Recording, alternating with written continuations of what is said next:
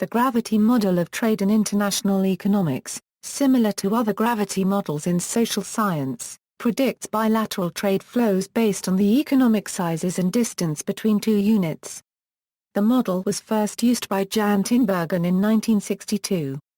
The basic model for trade between two countries takes the form of where F is the trade flow, M is the economic mass of each country, D is the distance and G is a constant.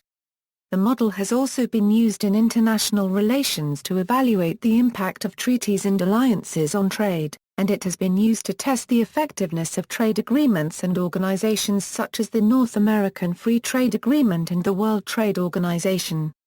The model has also been applied to other bilateral flow data such as migration, traffic, remittances and foreign direct investment. Theoretical justifications and research. The model has been an empirical success in that it accurately predicts trade flows between countries for many goods and services, but for a long time some scholars believed that there was no theoretical justification for the gravity equation. However, a gravity relationship can arise in almost any trade model that includes trade costs that increase with distance. The gravity model estimates the pattern of international trade. While the Modella Euro unregistered trademark S basic form consists of factors that have more to do with geography and spatiality, the gravity model has been used to test hypotheses rooted in pure economic theories of trade as well. One such theory predicts that trade will be based on relative factor abundances. One of the common relative factor abundance models is the Hecker-Erlin model. This theory would predict that trade patterns would be based on relative factor abundance. Those countries with a relative abundance of one factor would be expected to produce goods that require a relatively large amount of that factor in their production. While a generally accepted theory of trade, many economists in the Chicago School believed that the Hecker-Erlin model alone was sufficient to describe all trade, while Bertil Erlin himself argued that in fact the world is more complicated. Investigations into real-world trading patterns have produced a number of results that do not match the expectations of comparative advantage theories. Notably, a study by Wassily Leontief found that the United States, the most capital-endowed country in the world, actually exports more in labor-intensive industries. Comparative advantage in factor endowments would suggest the opposite would occur. Other theories of trade and explanations for this relationship were proposed in order to explain the discrepancy between Leontief Euro unregistered trademark S empirical findings and economic theory. The problem has become known as the Leontief paradox. An alternative theory, first proposed by Staffan Linder, predicts that patterns of trade will be determined by the aggregated preferences for goods within countries. Those countries with similar preferences would be expected to develop similar industries. With continued similar demand, these countries would continue to trade back and forth in differentiated but similar goods since both demand and produce similar products. For instance, both Germany and the United States are industrialized countries with a high preference for automobiles. Both countries have automobile industries, and both trade cars. The empirical validity of the Linder hypothesis is somewhat unclear. Several studies have found a significant impact of the Linder effect, but others have had weaker results. Studies that do not support Linder have only counted countries that actually trade. They do not input zero values for the dyads where trade could happen but does not. This has been cited as a possible explanation for their findings. Also, Linder never presented a formal model for his theory, so different studies have tested his hypothesis in different ways. Elhanan Heltman and Paul Krugman asserted that the theory behind comparative advantage does not predict the relationships in the gravity model.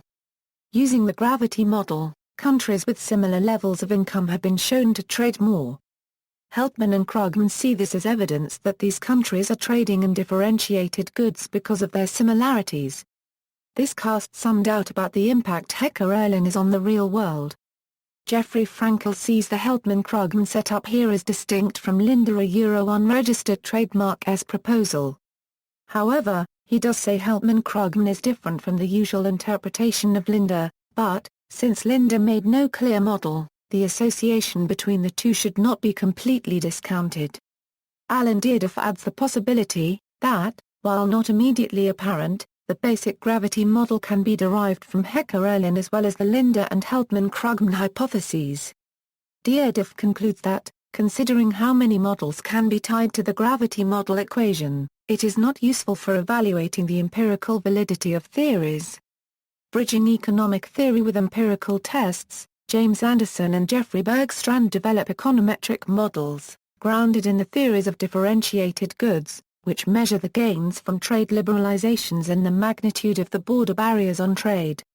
Adding to the problem of bridging economic theory with empirical results, some economists have pointed to the possibility of intra-industry trade not as the result of differentiated goods, but because of or reciprocal dumping in these models. The countries involved are said to have imperfect competition and segmented markets in homogeneous goods, which leads to intra-industry trade as firms in imperfect competition seek to expand their markets to other countries and trade goods that are not differentiated yet for which they do not have a comparative advantage, since there is no specialization. This model of trade is consistent with the gravity model as it would predict that trade depends on country size. The reciprocal dumping model has held up to some empirical testing, suggesting that the specialization and differentiated goods models for the gravity equation might not fully explain the gravity equation. Feenstra, Markussen, and Rose provided evidence for reciprocal dumping by assessing the home market effect in separate gravity equations for differentiated and homogeneous goods. The home market effect showed a relationship in the gravity estimation for differentiated goods, but showed the inverse relationship for homogeneous goods. The authors show that this result matches the theoretical predictions of reciprocal dumping playing a role in homogeneous markets. Past research using the gravity model has also sought to evaluate the impact of various variables in addition to the basic gravity equation. Among these, price level and exchange rate variables have been shown to have a relationship in the gravity model that accounts for a significant amount of the variance not explained by the basic gravity equation. According to empirical results on price level, the effect of price level varies according to the relationship being examined. For instance, if exports are being examined, a relatively high price level on the part of the importer would be expected to increase trade with that country. A non-linear system of equations are used by Anderson and Van Winkaup to account for the endogenous change in these price terms from trade liberalization. A more simple method is to use a first-order log linearization of the system of equations, or export a country year and import the country year dummy variables. For counterfactual analysis, however, one would still need to account for the change in world prices. Econometric estimation of gravity equations. Since the gravity model for trade does not hold exactly, in econometric applications it is customary to specify, where represents volume of trade from country to country, and typically represent the GDPs for countries and, denotes the distance between the two countries, and represents an error term with expectation equal to 1. The traditional approach to estimating this equation consists in taking logs of both sides, leading to a log-log model of the form. However, this approach has two major problems. First, it obviously cannot be used when there are observations for which is equal to 0. Second, it has been argued by Santos Silva and Tinbergen that estimating the log linearized equation by least squares can lead to significant biases. As an alternative, these authors have suggested that the model should be estimated in its multiplicative form, that is, using a Poisson's pseudo-maximum likelihood estimator usually used for count data. One of the author's more surprising findings was that, when controlling for sharing a common language, having past colonial ties does not increase trade. This is despite the fact that simpler methods, such as taking simple averages of trade shares of countries with and without former colonial ties, suggest that countries with former colonial ties continue to trade more. Santos Silva and Tinbergen did not explain where their result came from and even failed to realize their results were highly anomalous. Martin and Pham argued that using ppml on gravity severely biases estimates when zero trade flows are frequent. However, their results were challenged by Santos Silva and Tinbergen, who argued that the simulation results of Martin and Pham are based on misspecified models and showed that the ppml estimator performs well even when the proportions of zeros is very large.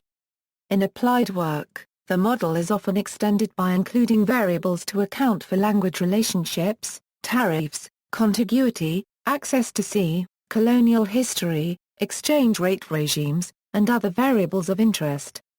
Dynamic gravity equation. The gravity equation of international trade is often motivated using new trade theory models, which are models of increasing returns. Many increasing returns models feature costs that either fixed or sunk, while it has long been known that trade is a dynamic process. Recently, several authors have proposed a dynamic gravity equation in place of the traditional static gravity equation, including Ryotov and Olivero, Campbell, and Campbell. The dynamic gravity equation, in its most general form, posits that bilateral trade between country I and J is a function of the size of each country, the current trade costs, and the past trade costs. Empirically, the idea that trade flows are determined by historical forces is confirmed by the evidence offered in Icahn Green and Irwin, Campbell, and Campbell. Campbell shows that empirical estimations using a dynamic gravity equation can have an enormous impact on the measured impact of policy variables, such as the impact of currency unions on trade. See also, internationalization. Notes. References: Anderson, J., Van Winkelp, E. Gravity with Gravitas, A Solution to the Border Puzzle. American Economic Review. S. L. Bayer, J. H. Bergstrand. Bonus Vetras OLS, A Simple Method for Approximating International Trade Cost Effects Using the Gravity Equation. Journal of International Economics.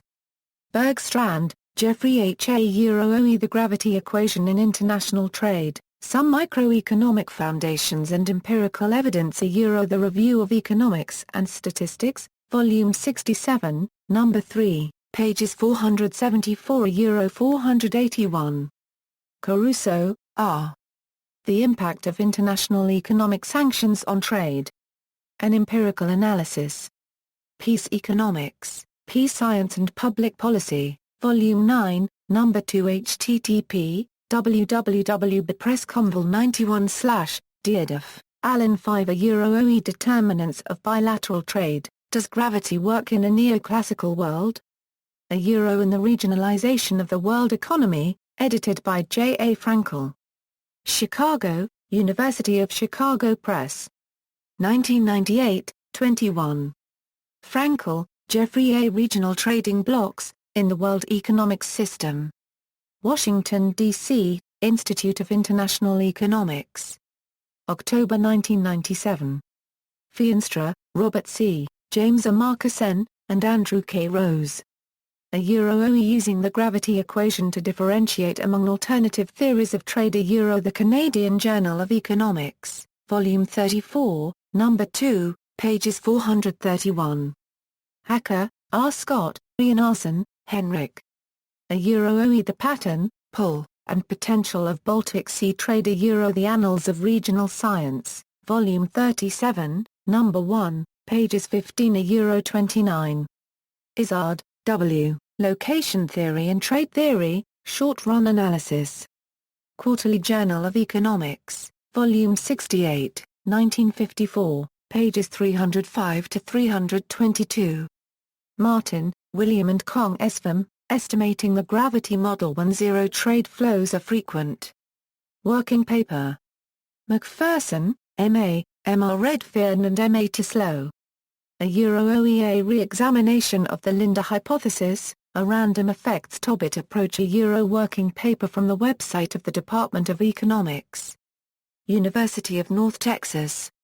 Santos Silva, J.M.C. and Tinriro, Silvana, A Euro OE The Log of Gravity, A Euro The Review of Economics and Statistics, 88, 4, pages 641 A Euro 658.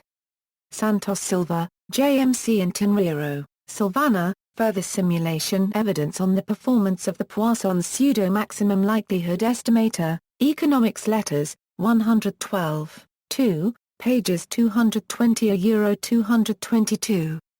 Summary. Rebecca M. A Euro OEA Political Economic Model of U.S. Bilateral Trade. A Euro The Review of Economics and Statistics, Volume 71, No. 1, pages 179 A Euro 182. Bolding, C., and Dorchy, EP Asymmetric Trade Estimator and Modified Gravity, Corporate Tax Rates and Trade in OECD Countries. Available at SSRN 2249536. External links. Information World Bank presentation on the gravity model, global multi-market simulation using World Bank's World Integrated Trade Solution Global Tariff Cuts and Trade Simulator, a page on the implementation of the Poisson's pseudo-maximum likelihood estimator. Data World Bank's Trade and Production Database, resources for data on trade, including the gravity model, UNISCAP dataset for gravity model.